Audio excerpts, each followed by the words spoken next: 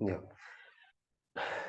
So, Sri Bhagwan Vacha Param Bhuya Pravakshyami Jnananam Jnanam Uttamam Yagyatva Munaya Sarve Param Siddhim Ito Param Siddhim Ito Gataha. Translation: The Supreme Personality of Godhead said, "Again, I shall declare to you the supreme wisdom, the best of all knowledge, knowing which all the sages have attained the supreme perfection." So, actually, the best.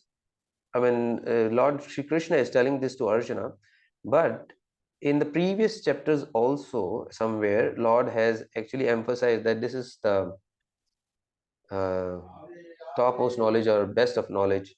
And here again, Lord is emphasizing that this is the best of knowledge. So we are, as in further, we are transcending or progressing.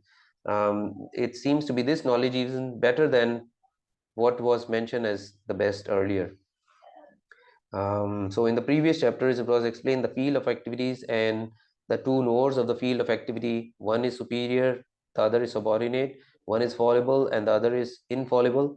So that is like the Lord, the Supreme, and the Jiva, respectively. So how we can free ourselves from material entanglement, and it was mentioned that it is due to our association with these three modes of material nature that the living entity is entangled in this material world. And as and when the time progresses or birth after birth, it gets worse. And so now this knowledge is the solution or the remedy to free oneself. So here in the 14th chapter, the Supreme Personality of God, Lord Sri Krishna, explains what those three modes of material nature are, how they act, how they bind, and how they give liberation. And so yeah, so by understanding this knowledge, he is emphasizing that various sages or all sages have attained this perfection and transferred to the spiritual world. So this knowledge is far superior to all other processes of knowledge thus far explained. So this is very important, and thus it is expected here that one who understands this 14th chapter will attain perfection. So if so one by through this one will come to understanding of devotional service through his process of philosophical speculation. So we by this time we are already familiar that the basic animal propensities which all living entities have.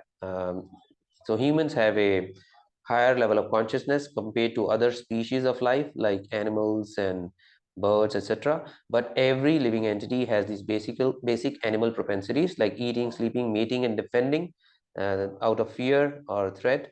So we are already by this time familiar with suffering, three kinds of suffering or everybody experiences in this world: Adi Devik, Adi Bhautik, and Adhyatmic.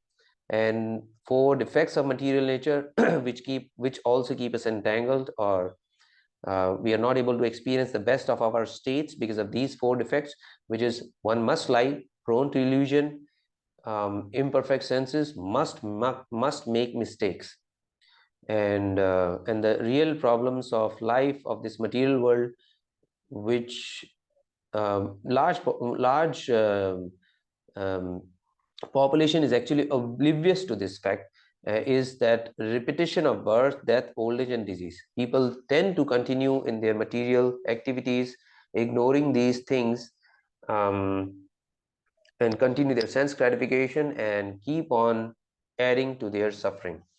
So here it is like real problem of the world is actually suffering. So here when Krishna says Jnananam, of all knowledge, Jnanam knowledge, and Uttamam, the supreme, the best of all knowledge.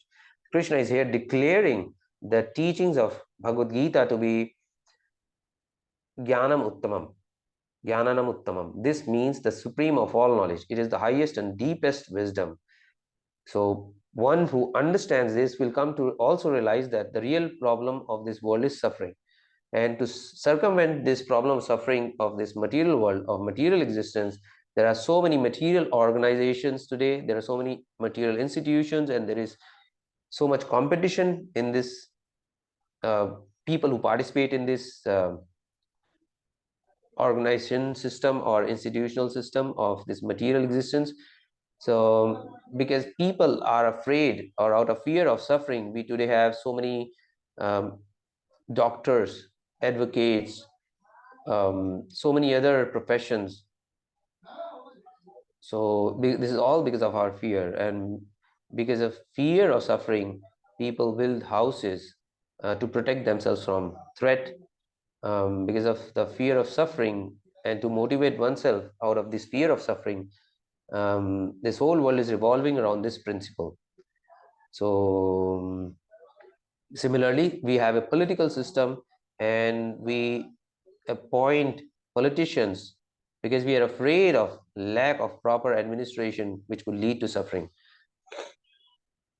But we know politicians are the way politicians are, and because of our imperfect, as four defects we mentioned, because of our imperfect senses, we are not able to know who is who, what is right, what is wrong, who, if they promise what they are saying or delivering, will they be able to do that?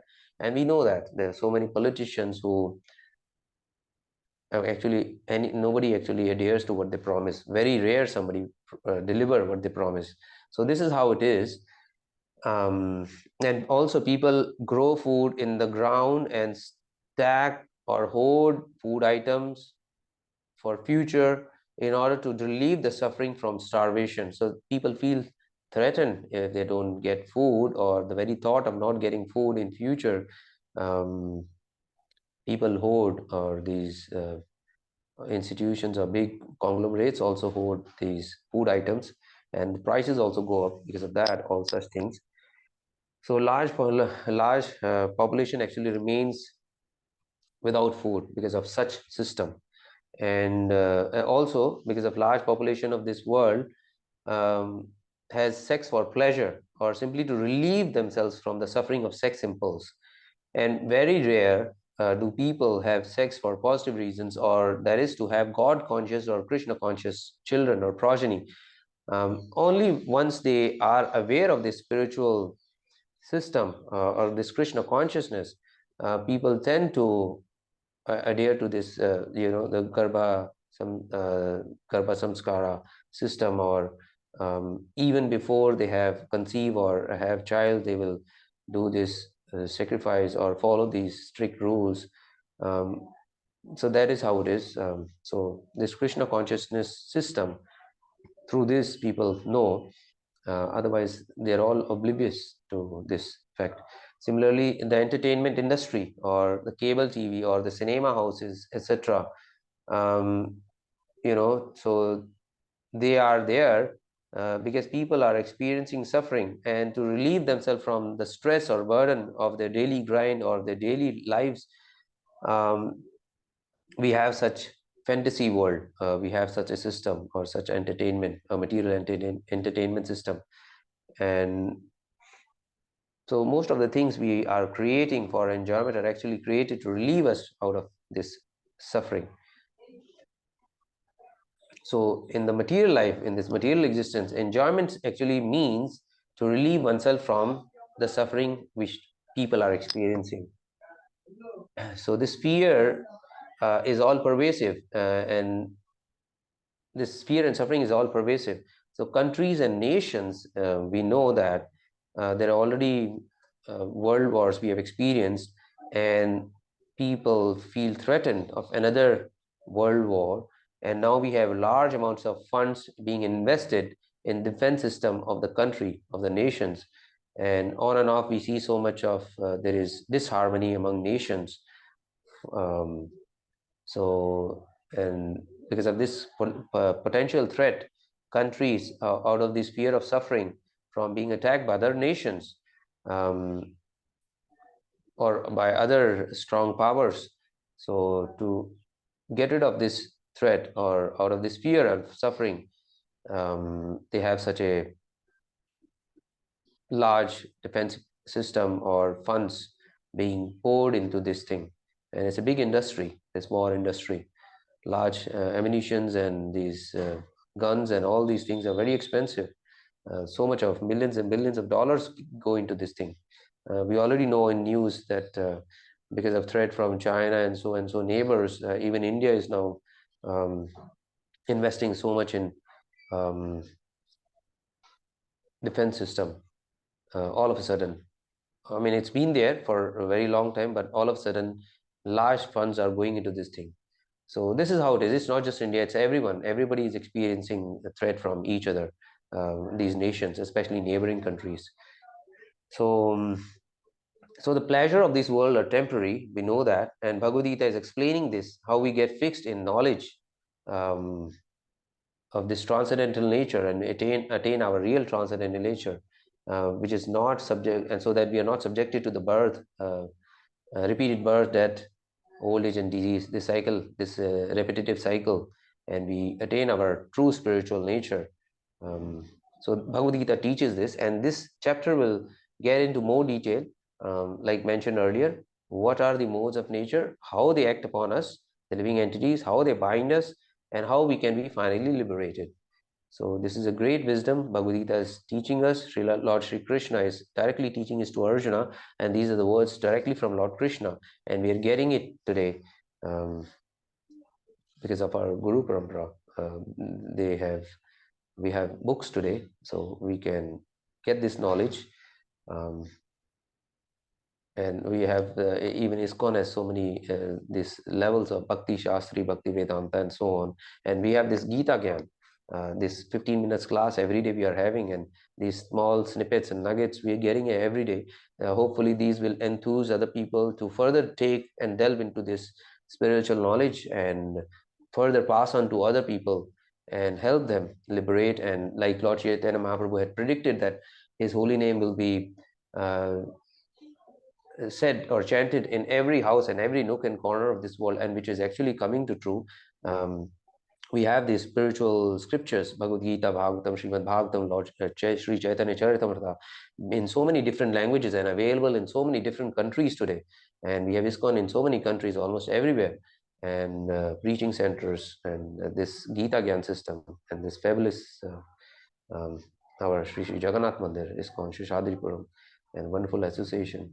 So we have this opportunity to further pass on this message, further deliver ourselves from this tabernacle, from this bondage, and further pass on this knowledge and system to future generations and our peers and others who are oblivious to this system. Hopefully, we'll be able to motivate them through this system of Gita Gyan and other preaching methodologies. So thank you Mataji Prabhuji, thanks for joining. Please continue to join every day, and we'll see further what this chapter talks about in detail. Hare Krishna. Thank you.